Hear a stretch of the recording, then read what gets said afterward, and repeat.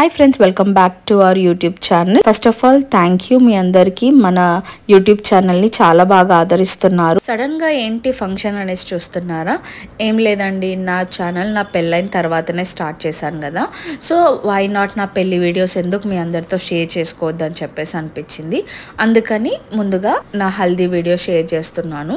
And ఇప్పటి నుంచి every Monday మన ఛానల్లో ఖచ్చితంగా వీడియోస్ అనేవి రిలీజ్ అవుతాయి. ఐ మీన్ వ్లాగ్స్ ఆర్ లేకపోతే లెంతీ వీడియోస్ అనేది రిలీజ్ చేస్తారనమాట. షార్ట్స్ మాత్రం డైలీ వస్తూనే ఉంటాయి. తప్పకుండా లైక్, షేర్ అండ్ సబ్స్క్రైబ్ చేయడం మాత్రం మర్చిపోవద్దు. ఇందులో చాలా DIYs కానీ ఇన్పుట్స్ కానీ ఒక ఫంక్షన్ మీ అంతలో మీరు ఎలా ఆర్గనైజ్ చేసుకోవచ్చు అనేది నేను క్లియర్గా చెప్తాను. వీడియో చివరి వరకు చూడండి. సెకండ్ కరోనా టైంలో నా పెళ్ళయిందనమాట.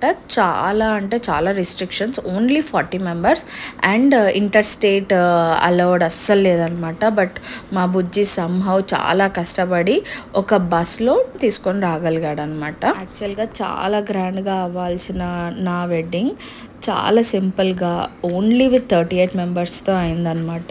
సో మా మమ్మీ, మా డాడీ, మా అన్నయ్య చాలా ఫీల్ అయ్యారు. But still go with the flow అన్నట్టే వెళ్ళాము. ఒక ఫాదర్కి తన కూతురు పెళ్ళి అనేది ఒక కళ. తన లైఫ్ టైం ఎర్నింగ్స్ అనేది తీసుకెళ్ళి తన కూతురు పెళ్ళిలో పెట్టాలని చూస్తాడనమాట. మా నాన్న ఎక్కడ నాకు తక్కువ చేయలేదు. హల్దీ, మెహందీ, సంగీత్, పెళ్లి కూతురు ఫంక్షన్, పెళ్ళి, అప్పగింతలు అన్నీ చాలా గ్రాండ్గా చేశారు.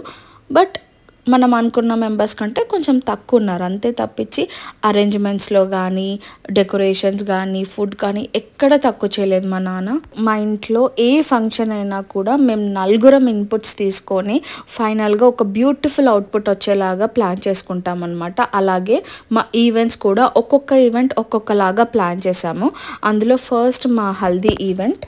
పెళ్ళికి ముందు జరిగే ఈవెంట్స్లో ఏ ఈవెంట్ ఏ టైంకి స్టార్ట్ అవ్వాలి, ఏ టైంకి ఎండ్ అవ్వాలి, ఇన్ కేస్ ఏమైనా డిలేస్ అవుతే ఎలా మేనేజ్ చేయాలనేది ముందుగానే మేము ఆల్రెడీ డిస్కస్ చేసుకొని పెట్టుకున్నాము. జనరల్గా హల్దీ అంటే అందరూ ఎల్లో సెలెక్ట్ చేస్తారు కదా. సో అది కామన్ అనిపించి రెడ్ కలర్ సెలెక్ట్ చేసామన్నమాట డ్రెస్ కోడ్.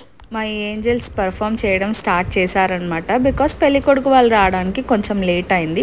వాళ్ళు కూడా ఫ్రెష్ అప్ అయ్యి రావాలి కదా, కొంచెం వాళ్ళకి టైం పట్టిందనమాట. ఈ లోపు మేము స్టార్ట్ చేసేసి లైట్గా ఫొటోస్ దిగడము అండ్ ఇలా చిన్న చిన్న డ్యాన్స్ చేయడము స్టార్ట్ చేసామన్నమాట. ఫైనల్గా పెళ్లి కొడుకు అండ్ ఫ్యామిలీ అరైవ్డ్. వాళ్ళని వెల్కమ్ డ్రింక్తో వెల్కమ్ చేశారనమాట మా నాన్న. మా బుజ్జితో పాటు అక్కడ ఎవ్వరికి ఏమీ తెలియదు అనమాట. ఏమి ఈవెంట్స్ ప్లాన్ చేసాము, ఎలా ఉంటుంది అని చెప్పి. సో వాళ్ళు కూడా ఎగ్జైటెడ్గా ఉండే అసలు ఏంటి వీళ్ళు ఎలా చేస్తారు, వాళ్ళ కల్చర్ వేరు మన కల్చర్ వేరు కదా. సో మేము ఏం చెప్పామంటే అప్పటికప్పుడు స్పాంటేనియస్గా ఆలోచించాం. నా బామ్మర్దిస్, నాకు 2 బామ్మర్దులు అనమాట. ఏమని చెప్పామంటే ఇది మా దాంట్లో ట్రెడిషన్, అబ్బాయి రాగానే అమ్మాయిని ఇలా కనిపెట్టాలి, కనిపెడితేనే పెళ్లి జరుగుతుంది. కానీ ఫస్ట్ వెళ్ళేసి ఒక క్లాత్ తీసాడు మా బుజ్జి. తీయగానే మా చిన్న బామ్మర్ది, బికాజ్ వాడు ఆల్రెడీ మాస్టర్ ప్లాన్తో నా మొబైల్ కనిపించేలాగా కొంచెం బయటికి పెట్టాడనమాట. సో అది ట్రాప్లో పడిపోయాడు మా బుజ్జి. డైరెక్ట్ తీసేసరికి నా చిన్న బామ్మర్ది గారు కనిపించిండు. తర్వాత మా అన్నయ్య, అది కూడా రాంగ్ అయిపోయింది.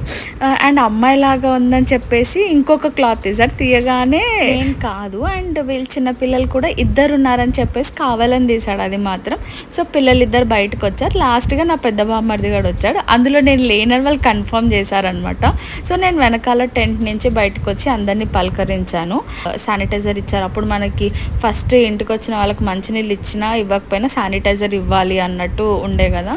సో ఫస్ట్ శానిటైజ్ చేసుకున్నాక అందరికీ బొట్టు పెట్టేసి హల్దీ ఫంక్షన్ స్టార్ట్ చేసామన్నమాట. నాకు ఒక కోరిక ఉంటుండే, మా సైడ్ వాళ్ళు తన సైడ్ వాళ్ళు ఒకటే దగ్గర గ్యాదర్ అయ్యి మేమిద్దరం కలిసి అన్ని ఈవెంట్స్ చేసుకోవాలని చెప్పి నా కోరిక నెరవేరిందనే చెప్పాలి. నితేష్ వాళ్ళు కూడా 2 డేస్ ముందుగానే వచ్చారనమాట. బికాస్ ఆ టైంకి వాళ్ళు అలో చేస్తారో లేదో, లేకపోతే ఇన్ కేస్ ఏమైనా డిలే అవుతే ఎలా, ముహూర్తానికి అందకపోతే ఎలా అని చెప్పి వాళ్ళు కూడా 2 డేస్ ముందుగానే వచ్చారు మా కోసం అని చెప్పేసి.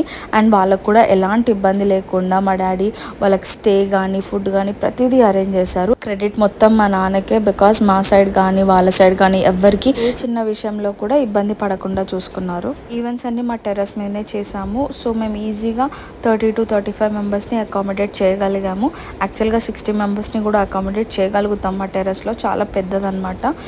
బట్ ఒక 35 మెంబర్స్ కాబట్టి మేము ఈజీగా మేనేజ్ చేయగలిగాము. మాకు అంతేం ఇబ్బంది అనిపించలేదు. అందులో స్టేజ్ డెకరేషన్ సపరేట్ అండ్ సపరేట్గా కూర్చోడానికి కూడా చైర్స్ వేసి అరేంజ్ చేసామన్నమాట. వచ్చిన వాళ్ళు ఎలాంటి ఇబ్బంది పడకూడదు అని చెప్పేసి. మాది డ్రెస్ కోడ్ రెడ్ అనేసి అనుకున్నాం కాబట్టి టీషర్ట్స్ కూడా అలానే పర్చేస్ చేసామన్నమాట.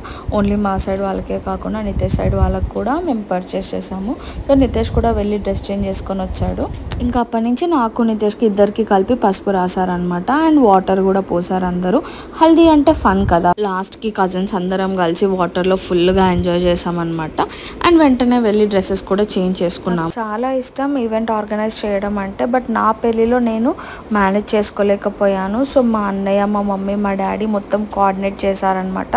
వాళ్ళ వల్ల చాలా స్మూత్గా వెళ్ళిపోయింది ఈవెంట్ అంతా. హల్దీలోనే కాకుండా మేము మెహందీ, సంగీత్లో కూడా మంచి మంచి ఇంట్రెస్టింగ్ గేమ్స్ పెట్టాము. సో దట్ క్రౌడ్ అంతా ఇంటరాక్ట్ అవుతారు అని చెప్పేసి. బేసిక్గా పెళ్ళి అంటే డిఫరెంట్ ఏజ్ గ్రూప్స్ అందరూ వస్తారు. సో చిన్న పిల్లల దగ్గర నుంచి పెద్దవాళ్ళ వరకు ఎవ్వరికి బోర్ కొట్టకూడదు అని చెప్పేసి ఏ ఏజ్ గ్రూప్ వాళ్ళకి తగ్గట్టు ఆ ఏజ్ గ్రూప్ గేమ్స్ పెట్టామన్నమాట.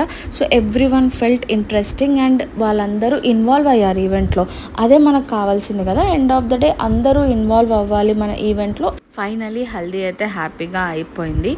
నెక్స్ట్ నా మెహందీ ఫంక్షన్లోనే నేను ఎందుకు మెహందీ వేయాల్సి వచ్చింది అండ్ మెహందీ ఫంక్షన్ అప్పుడు ఏమేం గేమ్స్ కండక్ట్ చేశాము ఇవన్నీ మన నెక్స్ట్ వీడియోలో వస్తాయి అనమాట. నెక్స్ట్ వీడియో మండే రోజు వస్తుంది. ఇంతవరకు చూసారంటే మన వీడియో మీకు నచ్చిందని అనుకుంటున్నాను. నచ్చితే మాత్రం లైక్, షేర్ అండ్ సబ్స్క్రైబ్ చేయడం మాత్రం అస్సలు మర్చిపోవద్దు. And thank you so much. Bye.